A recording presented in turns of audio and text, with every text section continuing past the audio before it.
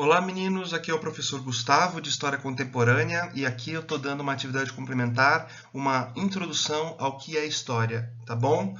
Antes de nós começarmos as nossas atividades com História Contemporânea de fato, vamos a uma pequena introdução, tá? Nessa pequena introdução, eu quero discutir principalmente esta pergunta. Olha, meninos, o que é história? Essa pergunta é muito importante, porque aqui a gente vai trabalhar como as pessoas antes de nós entendiam essa pergunta. O que era história? Como é que as pessoas antes de nós respondiam a essa pergunta? O que é história?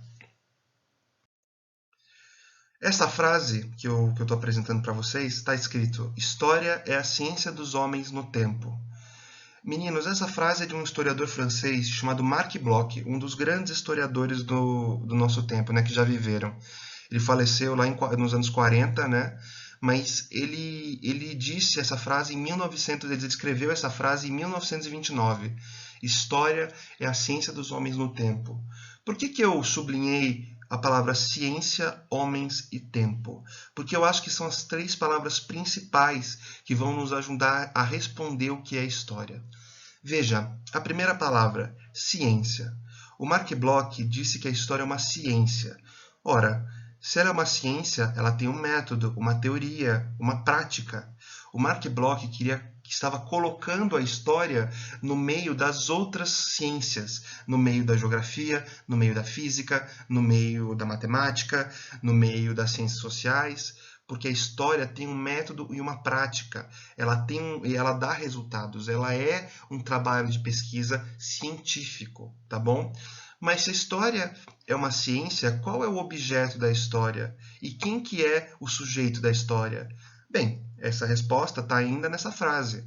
Homens no tempo. Os homens são os sujeitos da história.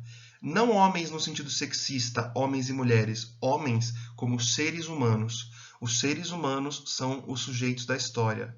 E tempo. O que é o tempo, gente? O tempo é a matéria-prima da história, é o objeto da história.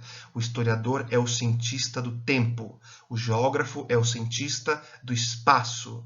O matemático, o dos números. O historiador é o cientista do tempo. Eu quero que vocês olhem e prestem atenção na palavra homens primeiro. Porque quando ele fala a palavra homens, e isso que ele quer dizer seres humanos, o Marc Bloch está pensando que todo mundo pode fazer história. Todo mundo está incluso na história. Por que ele quer fazer questão disso? E por que ele quer fazer questão de que todos estão incluídos no tempo? Vejam, antes do Marc Bloch escrever essa frase em 29, a história era pensada de uma forma muito diferente. As pessoas que faziam parte da história eram homens, brancos, políticos, ou economistas, ou generais, eram pessoas que tinham sido importantes. Ou seja, a história antes do Marc Bloch era a história dos grandes homens. Só quem era alguém grande, entre aspas, fazia parte da história, valia a pena escrever sobre essa pessoa. Ou seja, reis, generais, políticos que ajudaram o país, pensadores do país.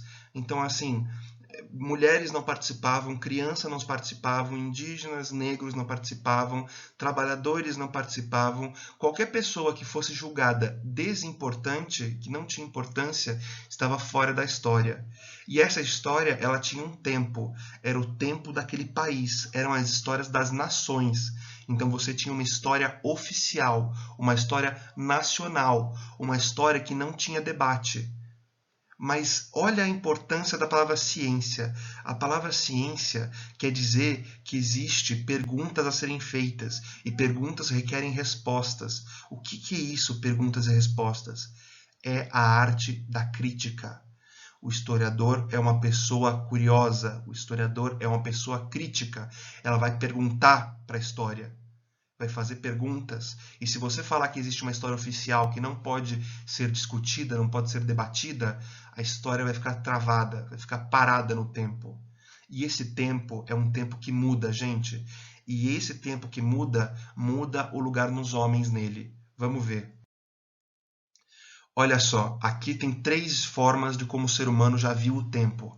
A primeira é aquela linha reta lá em cima, começo, meio e fim, passado, presente e futuro. Essa é a linha do tempo judaico-cristã, é a linha do tempo da Bíblia, por exemplo, onde tem um começo, que a gente sabe qual foi, que é a criação, que fica no tempo passado. Tem um futuro, que fica no tempo do fim, né? que é onde fica o fim da história, que é o quê? O juízo final. E tem o presente, que é o meio da história, que é o que nós estamos vivendo hoje. Aqui na direita nós temos o tempo mítico. O tempo mítico é um tempo cíclico, né? Ele vai girando entre um momento inicial e o momento final. Momento 1, momento 2 e começa de novo. Momento 1, momento 2 e começa de novo.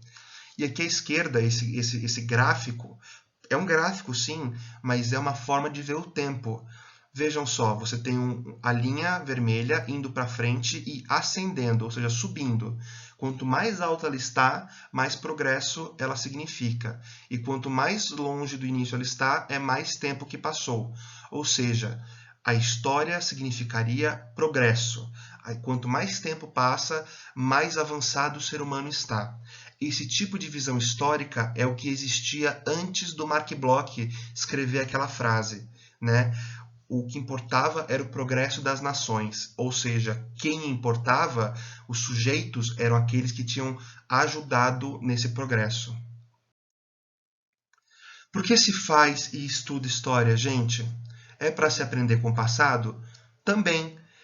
Mas vejam, todo passado ele existe, mas ele nunca será reconstruído perfeitamente. Então, quando eu falo que você aprende e tenta resgatá-lo, ok, mas será que a gente consegue revivê-lo? Não. Resgatar o passado é procurar o que sobrou dele na nossa sociedade. Aprender com o passado é não repetir os erros que a história já mostrou que podem acontecer.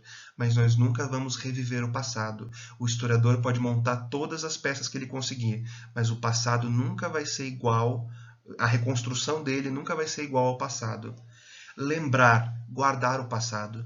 Nós podemos lembrar, nós podemos guardar o passado. Como? Através da memória.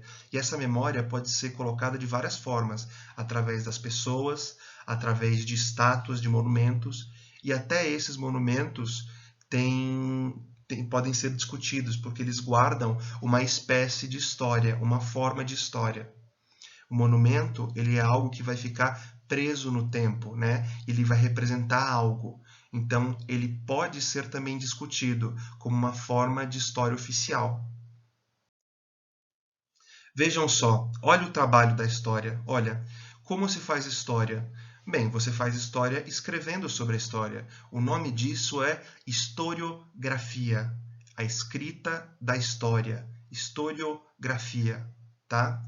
Para fazer historiografia, você tem 3 coisas que você pode utilizar. Você tem a teoria, o método e a prática historiográfica, perdão. O que é a teoria? A teoria é pensar o que fazer. Então, são os filósofos que pensam o tempo, são os filósofos, os historiadores filósofos que pensam o método. Por isso que a área da teoria muitas vezes é conhecida como filosofia da história. São as pessoas que pensam, será que o tempo está andando mais rápido ou mais devagar? Será que esse tempo ele é longo ou ele é curto? Será que aqui é um tempo pequeno ou é um tempo grande? Que tipo de tempo é esse? É muito interessante. Aqui, depois temos o método. O que é o método? É como fazer. Como fazer o quê? Qual é o melhor tipo de história? Então, quando eu vou analisar o passado, eu posso analisar uma história micro, uma história macro, uma história econômica, uma história cultural, uma história social, uma história política. Posso até fazer subclasses. Eu vou estudar a história das mulheres, a história das crianças, a história da alimentação. Olha que interessante. Antigamente, antes do Mark Bloch, no século XIX, só existia história social e política, mas principalmente política. História social nem tanto, na verdade era mais econômica e social, é mais econômica e política, mas o história política era algo muito forte. Hoje em dia existe muita história cultural, muita história social. O que era muito importante antigamente era a história política e aí depois econômica e social em menor grau, mas a história dos países era uma história política. Como fazer a história? Né? Quem? O quê? Quando? Onde e por quê? Essas são as perguntas do historiador. Olha que interessante. Mas por que eu vou ficar fazendo essas perguntas? Vejam, essas perguntas são as perguntas que nós devemos fazer para as nossas fontes históricas. A gente já vai falar disso. O método, depois que você escolhe qual tipo de história que você vai fazer, você pode escolher as perguntas que você vai fazer à fonte. E aí nós temos a prática. A prática é fazer o quê? É ler a fonte histórica, ler a bibliografia, ou seja, quem mais escreveu sobre isso, tá? Ou seja, entrar no debate historiográfico, fazer parte da discussão, escrever sobre algo. O trabalho do historiador. Quais são as questões do historiador? Perguntar as fontes históricas. Então, você tem uma coisa chamada fonte histórica. A fonte histórica é um vestígio do passado. Você vai analisar esse vestígio do passado e vai perceber o que tem nele. Você vai ler ele. E depois que você lê ele, você vai perguntar para ele. Você vai perguntar o quê? Como você foi feita? Quem te fez? Quando te fez? O que estava acontecendo quando te fizeram? Tá? Você vai questionar a veracidade. Será que isso aqui é verdadeiro? Será que essa fonte não está falando uma mentira? Será que essa fonte não está falando algo do ponto de vista de uma pessoa? E você vai analisar o contexto, que é aquela pergunta, o que estava acontecendo quando te fizeram? Olha que interessante, de quem e para quem faz história, se faz história. Isso pode entrar na parte de questionar a veracidade. De quem e para quem. Por quê? Porque todo mundo que escreve, escreve de algum lugar, escrevendo sobre algo, para alguém, mesmo que seja para si mesmo. Então essas perguntas, essa análise de quem e para quem se faz a história é muito importante para entender quando a fonte histórica foi produzida. E vejam só em vermelho aqui, logo em seguida, a história é em si interdisciplinar. Por que ela é interdisciplinar? Por que ela tem mais de uma disciplina dentro dela? Porque a história ela é um meio onde você pode... É a ciência do tempo, mas o tempo ele acontece no nosso planeta. O planeta é o quê? O planeta é a geografia, é o espaço. Então você também tem que usar recursos da geografia. Quem que está nesse planeta? Os homens. Os homens vivem em sociedade. Então você tem que ler também sociologia. Os homens em sociedade produzem cultura. Então o que você tem que ler também? Você tem que ler antropologia. Os homens em sociedade com cultura, eles pensam ideias. Então eu tenho que ler o quê? Filosofia. Então o historiador, ele tem que ler todos os campos. Ele tem que ser alguém que entende bastante dos outros campos para poder fazer perguntas melhores. Porque se ele faz mais perguntas e perguntas mais bem estruturadas, ele pode resgatar mais o que era o passado. Olha essa frase embaixo, gente. A última frase em vermelho. Toda a história é escrita no presente, pensando o passado com uma perspectiva de futuro. Essa frase é muito importante, é de um historiador alemão, né? Não lembro se é de um historiador, eu não lembro se é dele, mas esse tipo de ideia é dele, né? De que a história ela é escrita no presente. Esse presente está pensando um passado, pensando o quê? O seu futuro. Vou dar um exemplo. Quando o Brasil ficou independente em 1822, começou a surgir historiadores querendo escrever a história desse novo país independente. E qual que era a época que eles estavam escrevendo? 1822. Eles estavam pensando esse presente, escrevendo no presente de 1822. Eles escreviam o quê? Uma história do Brasil. Então eles vão pensar o passado do Brasil de uma forma diferente de como a gente vê hoje. Eles viam o Brasil colônia como o Brasil nascendo, né? O Brasil se formando, o Brasil se preparando para a independência. Hoje a gente vê o Brasil colônia de uma forma muito mais ampla, não só política. Nós vemos a economia, a sociedade, a cultura, tá bom? Qual que é a perspectiva de futuro das pessoas que escreveram história em 1822? Falar para todo mundo que o Brasil é um país independente, porque ele tem uma raiz formadora, porque ele tem grandes homens que ajudaram a fazer a independência. Entenderam? Alguém escreveu num presente e ele pensou o passado de uma forma, na forma do presente que se pensava. com uma perspectiva de um futuro.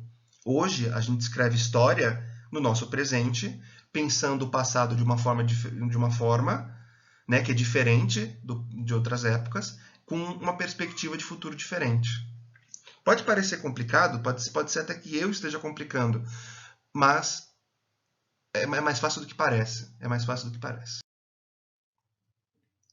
A história e as suas fontes. Veja, a fonte é o resquício do passado, é o vestígio do passado. Ela é a matéria-prima. No século XIX, a história se afirma como uma ciência, possuindo um método, uma teoria e prática. Mas de onde o historiador tirava a matéria-prima? A fonte histórica. O que é uma fonte histórica? É um livro? É um quadro? É uma pintura? Né? É um desenho? É um pedaço de rocha que é achado arqueológico? Bem, olha só a frase de baixo. O passado não pode ser reconstruído exatamente como era, mas ele nos deixou pistas, restos, vestígios. Esses vestígios são as fontes históricas. Nós utilizamos as fontes para reconstruir o passado. Antigamente, gente, olha uma olhada aí, olha o que eu escrevi. No século XIX, o historiador pensava na história oficial, uma história que incluía tudo o que era preciso para entender a história do seu país. Os livros de história contavam histórias nacionais, então historinhas, uma sequência de fatos que eram oficiais. Portanto, os grandes homens faziam parte da história. Esse tipo de pensamento só buscava a história nas fontes escritas, fontes do governo, ou seja, só eram utilizados documentos considerados oficiais, documentos de cartório, documentos de juízes, documentos de decretos reais, cartas dos reis, entenderam? Eram só fontes históricas consideradas oficiais, fontes históricas escritas. Não se utilizava vestígio arqueológico, não se utilizava música, não se utilizava pintura, né? Ou seja, se eu usasse só esse tipo de fonte histórica, quem fazia parte da história? Os grandes homens, reis, políticos, generais e pensadores, tá? Todos do gênero masculino, tá bom, gente? Não fazia-se muito história das mulheres naquela época. Quem não fazia parte da história? Todo o resto. Negros, mulheres, índios, crianças, vocês podem pensar qualquer outra coisa. É literalmente todo o resto. Hoje, como que hoje nós fazemos história? Bem, hoje mudou a nossa maneira de ver o tempo, ou seja, mudou a nossa maneira de ver a história. Então, hoje em dia, nós podemos utilizar vários tipos de fontes históricas para poder entender mais o passado. Eu ainda posso usar fonte escrita, posso ler jornais, livros, censos, cartas, tá bom? Mas eu também posso analisar a partir de fotos, a partir de filmes, a partir de pinturas ou desenhos, a partir de games, a partir do patrimônio. O que é patrimônio? Patrimônio é, por exemplo, uma estátua ou um prédio antigo, a Estação da Luz, a Pinacoteca, o edifício do Banespa. São prédios marcantes que são patrimônios nossos, são patrimônios materiais, que foram tombados, ou seja, eles foram considerados de importância histórica. Nós temos patrimônio imaterial. O que é patrimônio imaterial? É o nosso patrimônio cultural. O patrimônio imaterial é normalmente uma receita de comida, um estilo de música, um estilo de dança. Por exemplo, a capoeira é patrimônio imaterial da humanidade e do Brasil. E patrimônio arqueológico são as coisas mais antigas ainda. Então são os sítios arqueológicos, são os restos dos restos, aqueles vasos que nós achamos quebrados na terra, que os arqueólogos montam, né? As antigas bigas que nós achamos, tá? Tudo aquilo que é considerado muito antigo precisa de um trabalho muito mais delicado, que é o trabalho arqueológico, que é outra ciência, que é a ciência de um passado bem mais distante. Nós temos os relatos orais, ou seja, podemos fazer história oral, fazer perguntas para pessoas idosas, né, para ver o que elas lembram. E aí nós temos as memórias. As memórias também são fontes históricas. Aí a gente tem que fazer perguntas para essas memórias. Será que essas memórias são o mesmo que aconteceu no passado? Não, elas são as memórias de alguém. Ela tem um filtro, que é a pessoa que guardou essas memórias. Nós podemos usar mapas, também, que é bem legal, e indumentária, ou seja, nós também podemos usar roupas. História da moda, por exemplo. Você pode fazer história com todas essas fontes hoje em dia. Então, o nosso campo de trabalho é muito maior. Agora eu vou passar para vocês a atividade propriamente, tá bom? Vou colocar em anexo uma atividade, vocês vão ler, na atividade tem uma introdução, tá? Ela pede para você ler as fontes que eu coloquei para vocês e vocês vão fazer o trabalho do historiador. Eu quero que vocês escrevam sobre a fonte, descrevam e escrevam sobre ela. Eu quero que vocês analisem as fontes. Eu quero que vocês sejam os historiadores. Mais explicações vão estar na introdução da atividade. Eu quero agradecer vocês, meninos. Vou deixar só a recomendação para vocês. Se vocês gostaram muito dessa aula, eu recomendo 2 livros. Um livro chamado O Tempo dos Historiadores. É um livro para quem quiser adentrar no campo da história. Quem quer ser historiador tem que ler esse livro.